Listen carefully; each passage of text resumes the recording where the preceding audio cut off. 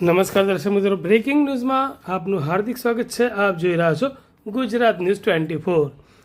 નવા smart meter લગાવતી વખતે સમગ્ર ગુજરાતમાં વિરોધ થયો હતો. એ વિરોધ હજુ પણ યથાવત છે. હવે બિલને લઈને વિરોધ છે.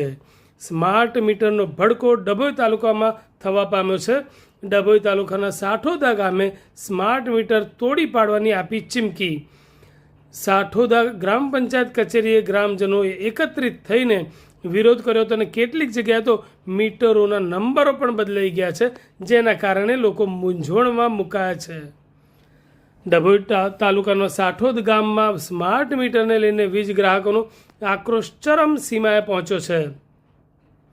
સાઠોદ ગ્રામજનો પંચાયત કચેરી એકત્ર થઈ MGVCL મધ્ય ગુજરાત વીજ કંપની લિમિટેડ સામે ઉગ્ર વિરોધ નોંધાવ્યો છે અને સ્માર્ટ મીટર તોડી નાખવાની ગંભીર ચીમકી ઉચ્ચારી છે. વિરોધનું મુખ્ય કારણ એ છે કે 1 મહિનાનું બિલ 3 થી 4 ગણું આવ્યું છે. ગ્રામજનોના જણાવ્યા અનુસાર પહેલાંની સ્થિતિ એવી હતી કે અગાઉ દર મહિને એકવાર લાઇટ બિલ આવતું હતું. હાલની સ્થિતિ એવી છે કે સ્માર્ટ મીટર આવ્યા બાદ દર મહિને બિલ આવે છે. ગ્રામજનોનો આક્ષેપ 1 જ મહિનાનું બિલ અગાઉના 2 મહિનાના બિલ કરતાં પણ 3 થી 4 ગણું વધારે આવી રહ્યું છે. બિલમાં અચાનક આવેલા આ કમરતોડ વધારાના કારણે લોકોમાં ભારે રોષ વ્યાપી ગયો હતો, જે બાદ મોટી સંખ્યામાં ગ્રામજનો ગ્રામ પંચાયત પહોંચીને હોબાળો મચાવ્યો હતો. MGVCLના અધિકારીની સ્પષ્ટતા અને ખાતરી બાદ ગ્રામજનોનો ભારે આક્રોશ વચ્ચે MGVCLના અધિકારી KD સોની દ્વારા પરિસ્થિતિ થાળે પાડવાનો પ્રયત્ન કરવામાં આવ્યો હતો. ટેકનિકલ ખામીના કારણે આ સમસ્યા સર્જાઈ છે. અંદાજે 4000 જેટલા વીજ ગ્રાહકોને આ અસર પહોંચી છે. જે ગ્રાહકોને વધારે બિલ આવે છે તેમને સુધારી આપવામાં આવ્યા છે અને બાકીની રકમ આવનાર આગામી બિલમાં એડજસ્ટ એટલે કે કપાઈ કરી દેવામાં આવશે.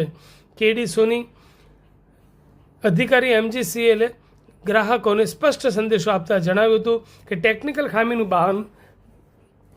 ખામી હોવાથી આ તકલીફ થઈ છે, પરંતુ અધિકારીઓ દ્વારા ટેકનિકલ ખામીનું બહાનું બતાવી આશ્વાસન તો આપવામાં આવ્યું છે, પરંતુ સાઠોદના ગ્રામજનોએ સ્પષ્ટ જણાવી દીધું છે જો વહેલી તકે આ સમસ્યાનું કાયમી નિરાકરણ નહીં આવે તો તેઓ સ્માર્ટ મીટર તોડી પાડીને પોતાના વિરોધને વધુ ઉગ્ર બનાવશે. ડભોઈ તાલુકો સાઠોદ ગામ નવા મીટર આવ્યા પછી અમારા બિલ આડેધડ આવે છે.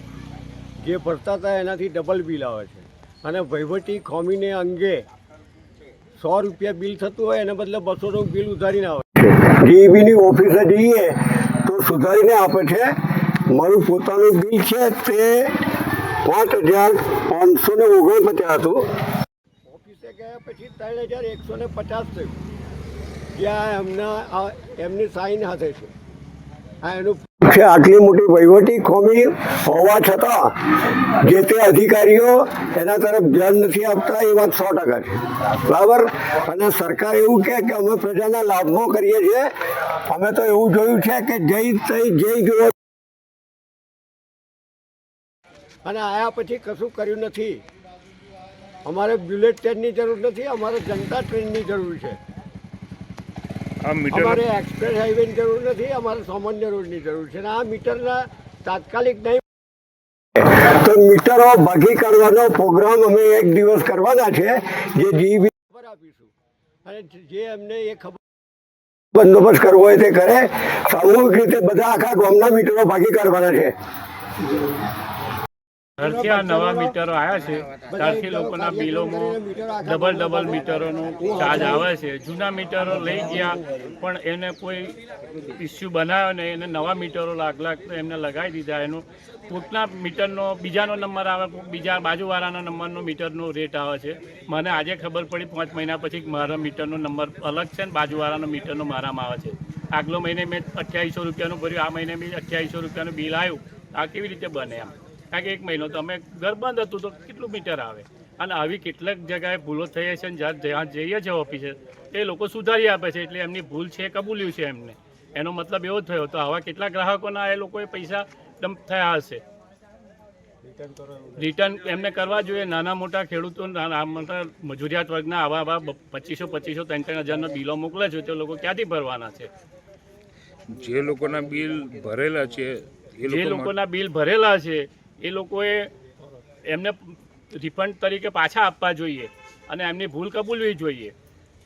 તંત્ર નહીં જાગે તંત્ર નહીં જાગે ત્યાં સુધી અમે આ વહીવટી ખામી છે. આ તંત્રની જ ખામી છે.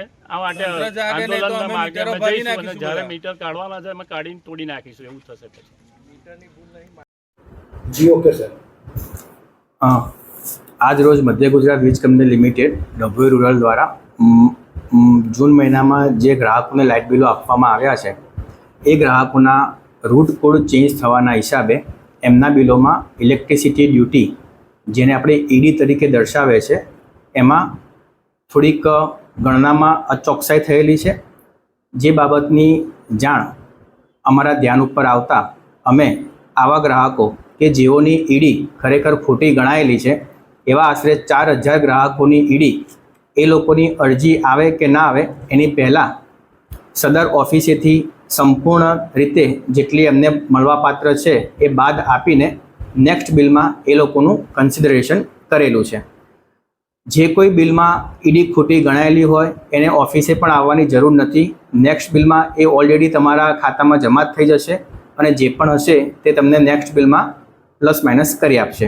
એટલે આવા જે બિલ વધારાને લઈને કોઈપણ જાતનું પેનિક લેવું નથી. આમાં